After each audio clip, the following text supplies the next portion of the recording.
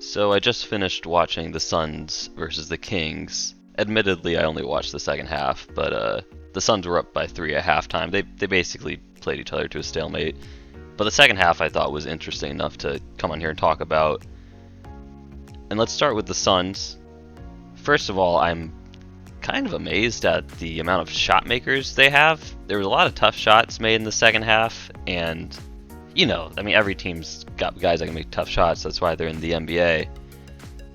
But, a lot of the young guys just with pulling up with confidence in a lot of these, like Cam Johnson, Bridges, even Cameron Payne, Frank Kaminsky, Galloway, like guys that you wouldn't necessarily think would be pulling up for tough contested shots halfway through the shot clock, but they were going down tonight, and this team really, I've noticed it like throughout the other 3 games they've played, or the other 2 games, excuse me, and the bubble. This team's definitely really together. They have really great chemistry, and I know it's like a professional league, and it's not, there's a business side. It's not like all these guys are best friends or anything like that. But I do think good chemistry goes a long way, especially when you have to spend every day with these people. And then obviously the maestro who brings it all together is Chris Paul, who had a quiet scoring game, only scored 8 points, but 12 assists, only 2 turnovers.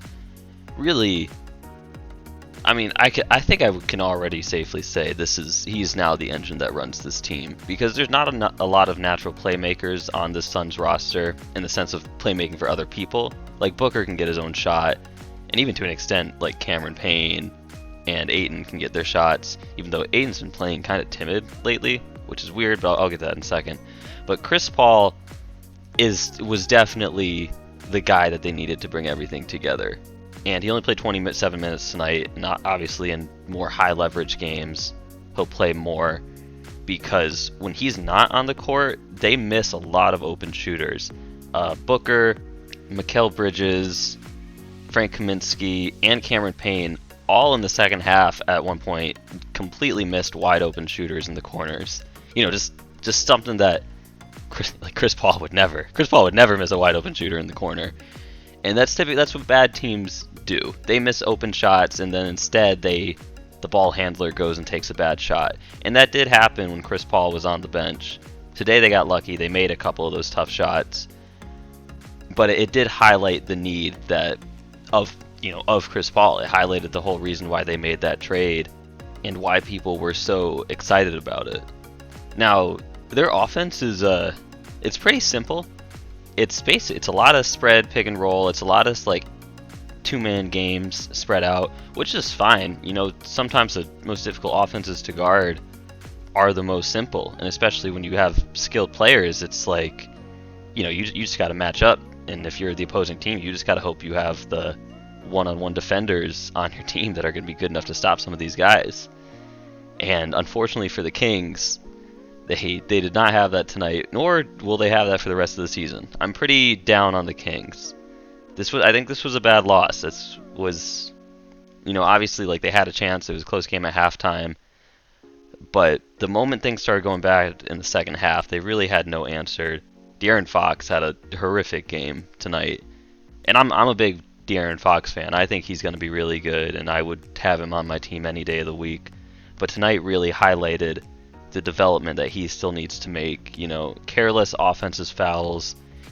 There was one offensive foul that Cameron Payne drew on him. That was a great play. It was in transition. Cameron Payne sprinted from behind Booker, slid in front of him just in time, I thought, and they called a charge on the floor, but then reviewed it and overturned it. But I wouldn't have overturned it if I was the referee there. It looked clean.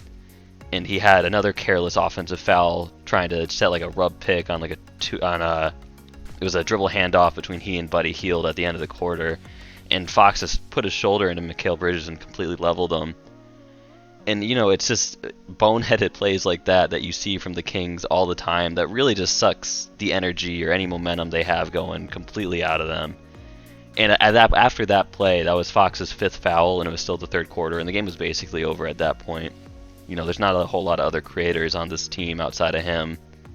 They kind of have a similar problem as the Suns do, because once De'Aaron Fox goes down, Corey Joseph is the backup point guard. And Corey Joseph is cool, he's whatever. But if Corey Joseph and Cameron Payne switch spots, I don't think any of us would really notice. It's basically they're giving you the same production. So one positive that we definitely need to take away, though, for these first couple games for the Kings is how good Tyrese Halliburton has been. He had 15 points tonight, 5 of 7 shooting, played 26 minutes. His first game of his career against Denver, he played 30 minutes, which is huge minutes for a rookie, especially in his first game. He's only 20 years old. He looks like when a senior comes into the league. Those few years where maybe the dude's not even a lottery pick or not a top 5 pick or whatever, but the guy's like 22 years old and he wins Rookie of the Year and he's just the most NBA ready prospect.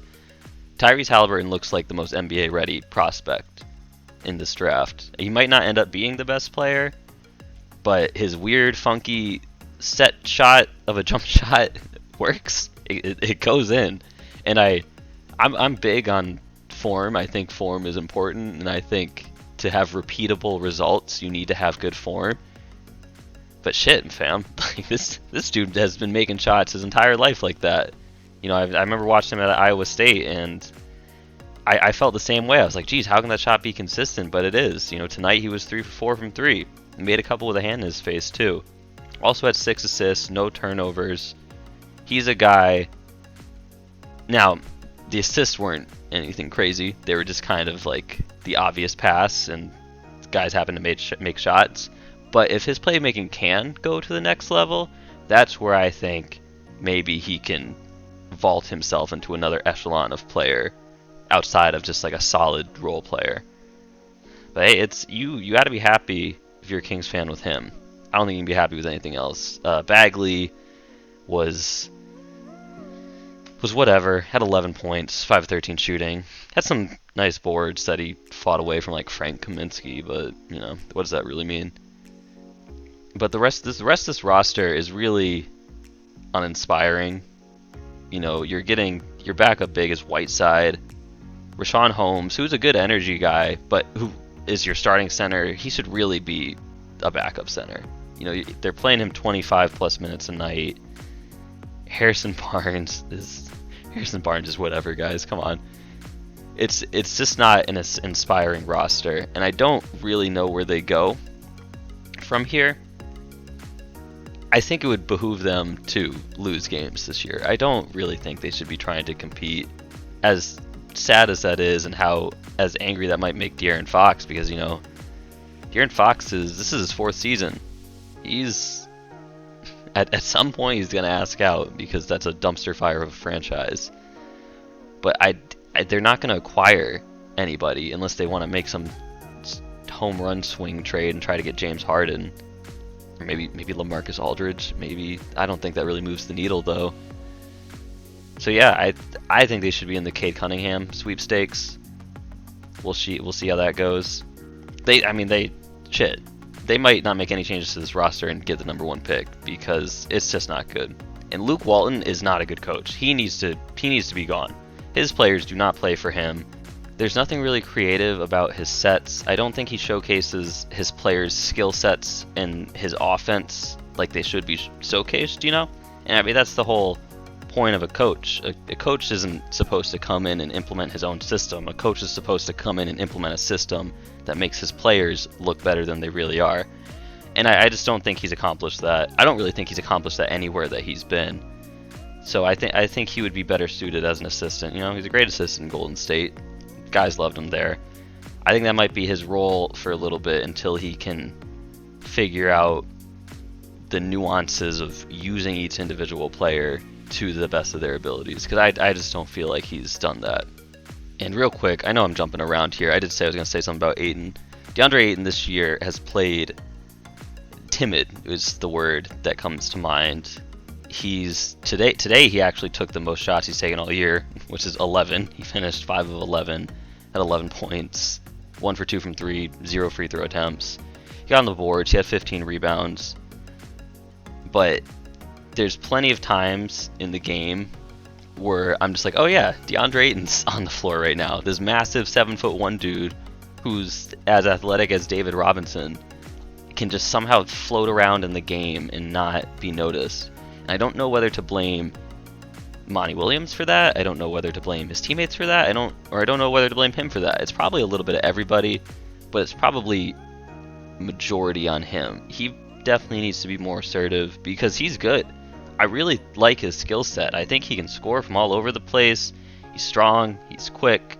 I think he can be a defender once he kind of gets the nuances of an NBA defense, like the more he plays and the more his career evolves. Which is difficult, by the way. That's definitely the hardest thing to learn for young players is the defensive schemes of NBA teams. But it's a little discouraging. You would like to see him be more assertive and more aggressive, and that would be a great 1-2-3 punch with Chris Paul serving people up, Devin Booker being the scorer from outside, and then DeAndre Ayton being the inside-outside threat. And I feel like you could kind of run offense through him. I definitely think his skill set is diverse enough offensively where you can kind of get the ball to him at the elbow and see what you can run through that. And I think that could help get Devin Booker. Then there's shooters, Mikal Bridges and Cam Johnson, who's a fantastic shooter, by the way. He's got a beautiful stroke. I just think there's more to be desired from his game that has not been unlocked yet. I don't know if Monty Williams is the guy. I hope he is. I think he's a decent coach, and I think Monty Williams is a coach that's gotten better through the years. He's really improved on the mistakes he's made in the past. But that is still to be determined. I would say this Suns team is probably a first round out. I don't think they have the collective basketball IQ to really beat a team that's more talented than them. And unfortunately, the top 4 teams in the West are probably going to be more talented than this team. But who knows, Chris Paul, they have Chris Paul. They have the Chris Paul card, who is a fantastic playoff player. I don't care what anybody says about his playoff resume. He's had one bad game in his playoff career. Besides that, the dude's been great, and the reasons they've lost have been out of his control and not his fault. That one bad game is that Game 5, 2014 against OKC. I remember that one very vividly. That was tough to watch if you're a Chris Paul fan. But I digress. Kings, welcome to the Cade Cunningham sweepstakes.